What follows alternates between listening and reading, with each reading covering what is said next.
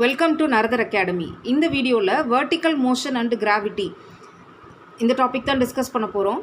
So already equations of motion 3 equations பார்த்துருக்கோம் இல்லையா, அதே ஈக்குவேஷன்ஸ் தான் இங்கேயும் யூஸ் பண்ண போகிறோம். ஸோ இந்த ஈக்குவேஷன்ஸ் யூஸ் பண்ணும்போது நம்ம இங்கே என்ன யூஸ் பண்ணுறோன்னா ஆக்சலரேஷன் ஏ இருக்க பிளேஸில் g, acceleration due to gravity g use பண்ணிக்கிறோம். இங்கே 2 கேசஸ் நமக்கு வரும். ஸோ இப்போ இங்கே பார்க்குறது எல்லாமே ரெக்டிலினியர் மோஷன் தான். ஓகேவா, ஒரு பாலை வந்து மேலே தூக்கி போட்டு கீழே விழுறது, இல்லை மேலேருந்து கீழே போடுறது, இதே போல் தான் ரெக்டிலினியர் மோஷன் தான். ஓகே, கர்வ் மோஷன் கிடையாதுங்க. இந்த வீடியோ பொறுத்த வரைக்கும் only rectilinear motion under gravity தான் பார்க்க போகிறோம். ஸோ இங்கே ஈக்குவேஷன்ஸ் ஆஃப் மோஷன் எப்படி சேஞ்ச் ஆகும்னு பார்த்தீங்கன்னா, இப்போது உங்களோட பார்ட்டிகிள் வந்து மூவிங் அப்வர்ட்ஸாக இருந்ததுன்னா கிராவிட்டி வந்து எப்போவுமே டவுன்வர்ட் ஃபோர்ஸ் தானே. அப்போது இங்கே என்ன ஈக்குவேஷனில் என்ன சேஞ்சஸ் வரும் அப்படின்னா v = u - gt எல்லாமே மைனஸில் வந்துடும். ஏன்னா உங்களோட பாடி வந்து மூவிங் அப்வர்ட்ஸு, கிராவிட்டி வந்து டவுன்வர்ட் ஃபோர்ஸ் இல்லையா. So v = u - gt, s = ut - gt², v² = u² - 2gs. அடுத்தது மூவிங் டவுன்வர்ட்ஸ். இப்போ மேலேருந்து ஒரு கல் விழுது, இல்லை மேலேருந்து ஒரு ஃப்ரூட் ஒன்று மரத்துலேருந்து கீழே விழுது அப்படின்னா மூவிங் டவுன்வர்ட்ஸ். அந்த கேஸில் இங்கே என்ன வரணும் உங்களுக்கு, plus v = u + gt, s = ut + ½ gt², v² = u² + 2gs. Okay, so இந்த 2 செட்ஸ் ஆஃப் ஈக்குவேஷன்ஸ் தான் நம்ம யூஸ் பண்ண போகிறோம் இந்த வீடியோ ஃபுல்லாக. ஸோ ப்ராப்ளம்ஸ் ஒன்றுன்னா பார்ப்போம். A body is thrown vertically upwards with a velocity of 1962 centimeters per second. How high will it rise? How long will it be before it returns to the point of projection? So இப்போ ஒரு கல்லுன்னு எடுத்துப்போம். Okay, ஒரு கல்லை வந்து நம்ம கீழேருந்து மேலே தூக்கி போடுறோம். எவ்வளோ வெலாசிட்டியில் கொடுக்குறோம்? இனிஷியல் வெலாசிட்டி என்ன கொடுக்குறோம்? 1962. ஓகேவா, 1962 சென்டிமீட்டர்ஸ் பெர் செகண்ட். இப்போ இது எவ்வளோ தூரம் ரைஸ் ஆகும்னு கேட்டிருக்காங்க. ஸோ எவ்வளோ ஹைட்டு, மேக்ஸிமம் ஹைட் ரைஸ் ஆகும்னு கேட்டிருக்காங்க. அப்புறமா என்ன டைம் எடுத்துக்கும் திரும்ப கீழே வந்து விழுறதுக்கு. இப்போது இந்த ப்ராப்ளம்ஸ் எல்லாம் பொறுத்த வரைக்கும் நம்ம இப்போ ஒரு வெலாசிட்டியோட இந்த ஸ்டோனை தூக்கி போடுறோமா, அப்போது அந்த யூ தான் வந்து என்னென்னா 1962. இந்த செட் ஆஃப் ஈக்குவேஷன்ஸ் தான் எடுத்துக்க போகிறோம். யூ தான் என்னது உங்களுக்கு 1962, ரைட்டா. இப்போது நீங்கள் எவ்வளோ ஹைட் வரைக்கும் போகும் அப்படின்னா இந்த 1962 வெலாசிட்டி வந்து உங்களுக்கு வந்து ஸ்டோனை வந்து மேலே மூவ் பண்ணிகிட்டே போகும். ஓகேவா, இப்போ கிராவிட்டி என்ன பண்ணுன்னா, கிராவிட்டி வந்து கீழே புல் பண்ணிகிட்டே இருக்கும். ஸோ இந்த வெலாசிட்டி என்ன ஆகும்னா உங்களோட ஸ்டோன் மேலே போக போக போக குறைஞ்சிட்டே போகும். எப்படி குறையும்னாக்க with respect to the centre of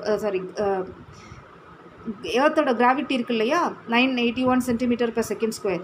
so இந்த ரேட்டில் உங்களுக்கு என்ன ஆகுனா குறைஞ்சிட்டே போகும். ஒரு சர்டைன் ஸ்டேஜ் வரும்போது உங்களுக்கு என்ன ஆகிடும்னா, நீங்கள் கொடுத்த அந்த வெலாசிட்டி இருக்கு இல்லையா, அந்த வெலாசிட்டி என்ன ஆகிடும்? 0 ஆகிடும். 0 ஆகிடுச்சுன்னா அதால் இனி மேலே போக முடியாது. 0 ஆனோன்னா என்ன ஆகும்? The particle will return to the ground. So இதுதான் எல்லா மோஷன்லேயுமே நடக்கிறது. அதாவது நம்ம ஒரு வெலாசிட்டியோட ஒரு பார்ட்டிகிளை மேலே தூக்கி போடுறோம். ஸோ அந்த வெலாசிட்டி என்ன ஆகும்னா, நம்ம கொடுக்குற வெலாசிட்டி இந்த கிராவிட்டி வந்து டவுன்வர்டாக புல் பண்ணுறதுனால குறைஞ்சிட்டே போகும். ஒரு சர்டன் ஸ்டேஜ் வந்தோடனே நம்ம கொடுத்த வெலாசிட்டி எல்லாமே 0 ஆகிடும். 0 ஆனோன்னா என்ன ஆகும்? திரும்ப நம்மளோட வெலாசிட்டி நம்மளோட பாடி வந்து கீழே வந்துடும். கீழே வர வர அது என்ன ஆகும் அப்படின்னாக்க, அது வந்து இந்த கிராவிட்டி இருக்கு இல்லையா, ஆக்சிலரேஷன் டியூ டு கிராவிட்டி, அது அந்த பார்ட்டிகிளோட ஆட் ஆகிட்டே வரும். ஆட் ஆகிட்டே வர்றதுனால என்ன ஆகும்னா, கீழே வந்து விழும்போது ஒரு இம்பேக்ட் ஒன்று க்ரியேட் பண்ணும் இல்லையா. ஸோ அதுதான் வந்து அப்போ என்ன ஆகும்னா, கீழே வரும்போது உங்களுக்கு கெயின் ஆகிட்டே வரும் வெலாசிட்டி, ரைட். ஸோ இந்த கான்செப்ட் தான் யூஸ் பண்ண போகிறோம். So when it reaches its maximum height its velocity will become 0. So இங்கே இப்போ எந்த ஈக்குவேஷன் யூஸ் பண்ணுறதுன்றது பார்க்கணும். இப்போ இந்த ப்ராப்ளம் பொறுத்த வரைக்கும் உங்களுக்கு வந்து வெலாசிட்டி, இனிஷியல் வெலாசிட்டி தெரியும்.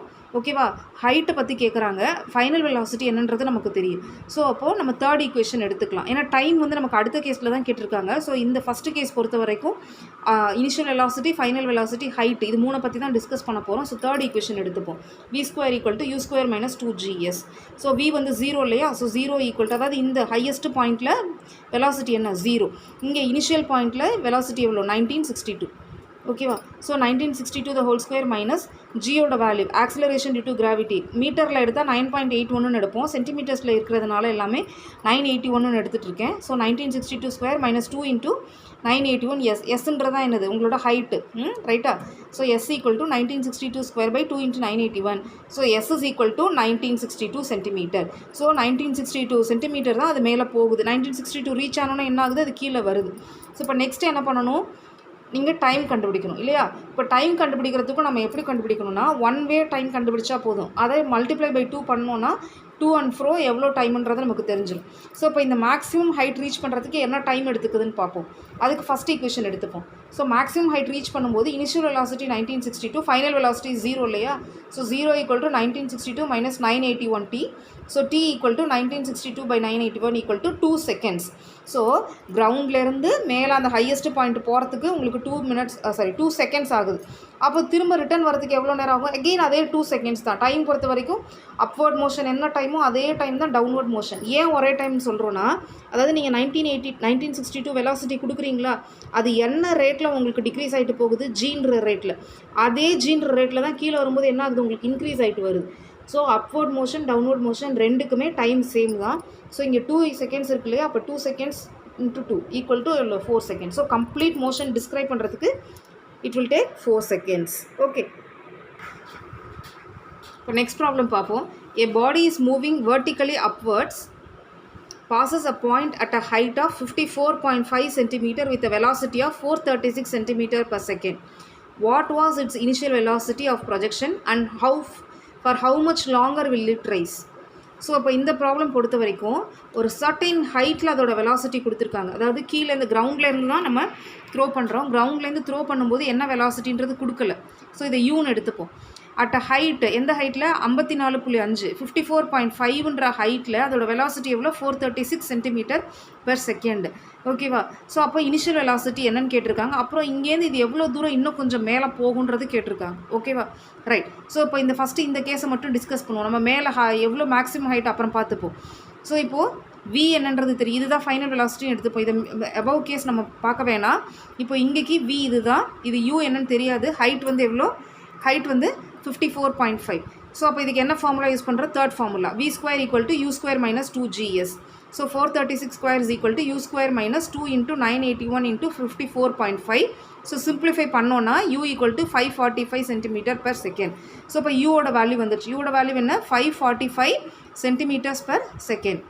Okay, right. இப்போ how far will it rise? இங்கேருந்து இன்னும் எவ்வளோ தூரம் ரைஸ் ஆகும் அது நெக்ஸ்ட்டு கண்டுபிடிக்கணும். ஓகே, ஸோ இப்போ இங்கே இந்த கேஸ் கேட்கும்போது இப்போ இதுதான் நம்மளோட இன்டர்பிரிட்டேஷன். இனிஷியல் வெலாசிட்டி 545, இந்த ஹைட்டில் 436, இந்த ஹைட்டில் 0.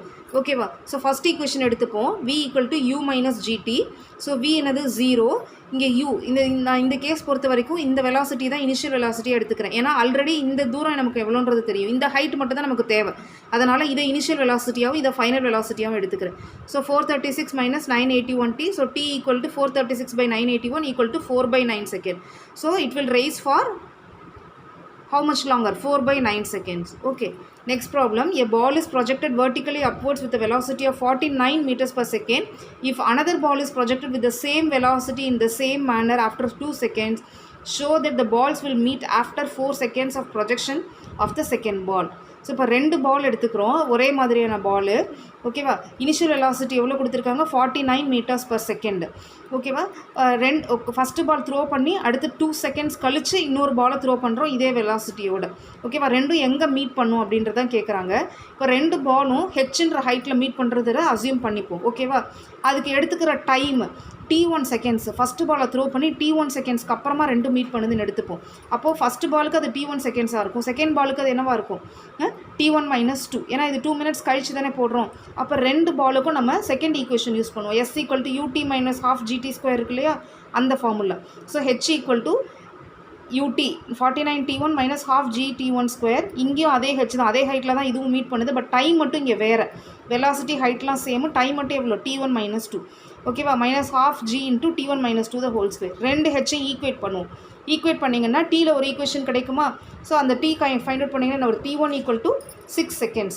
ஸோ T1 6னா என்ன மீனிங்னா, ஃபஸ்ட்டு பால் த்ரோ பண்ணி 6 செகண்ட்ஸ் கழிச்சு 2 மீட் பண்ணுது. ஸோ அப்போ செகண்ட் பால் த்ரோ பண்ணி 4 செகண்ட்ஸ்க்கு அப்புறம் 2 பாலும் மீட் பண்ணுது. ஓகேவா? அதுதான் இங்கே. Okay, right. Next problem. A particle is dropped to the ground from a top of a tower and during the last second of its fall, it describes 9/25 of the height of the tower. Find the height of the tower. ஒரு பார்ட்டிக்கிளை ஒரு டவரோட டாப்லேருந்து நம்ம throw பண்ணுறோம். Total height ஹெச்னு எடுத்துப்போம். ஓகேவா? Last 1 செகண்டில் அது எவ்வளோ distance describe பண்ணுதுன்னு சொல்லியிருக்காங்கன்னா 9/25 ஆஃப் த ஹைட்டு. ஸோ அப்போது இப்போ டோட்டல் டைம் டீன்னு எடுத்துக்கிட்டோன்னா அந்த T minus 1 செகண்ட்ஸில் எவ்வளோ டிஸ்கிரைப் பண்ணியிருக்கோம்? அப்போது total height H minus 9/25 H. So 16/25 H. So நம்ம ஒரு பார்ட்டிக்கிள் மேலேருந்து கீழே விழுதுன்னா அதோட இனிஷியல் வெலாசிட்டி U என்னவாக இருக்குன்னா 0வாக தான் இருக்கும். ஓகேவா? ரைட். ஸோ ஃபஸ்ட்டு த்ரோ பண்ணுறது எவ்வளோ தூரம் டிஸ்கிரைப் பண்ணுது t-1 செகண்ட்ஸில் 16/25h ஓகேவா. இப்போ பார்ப்போம் t செகண்ட்ஸில் h டிஸ்டன்ஸா. So h equal to second equation ut + ½ gt². u தான் 0 ஆயிடுச்சு இல்லையா, ஸோ ½ gt². அடுத்தது t-1 செகண்ட்ஸ். t-1 செகண்ட்ஸில் எவ்வளோ டிஸ்கிரைப் பண்ணதுக்கு 16/25h. ஸோ 16/20 அதே செகண்ட் ஈக்குவேஷன் தான், ஹெச்சுக்கு பதிலாக 16/25h equal to ½ × g × t-1 the whole square. ரெண்டு ஹெச்சும் ஈக்குவேட் பண்ணும், ப்ரீவியஸ் ப்ராப்ளம் போலவே தான்.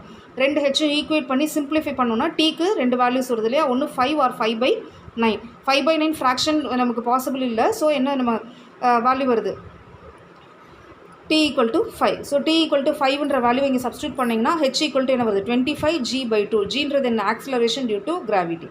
So total height of the building is 25/2 × g. Okay, that's all. Thank you.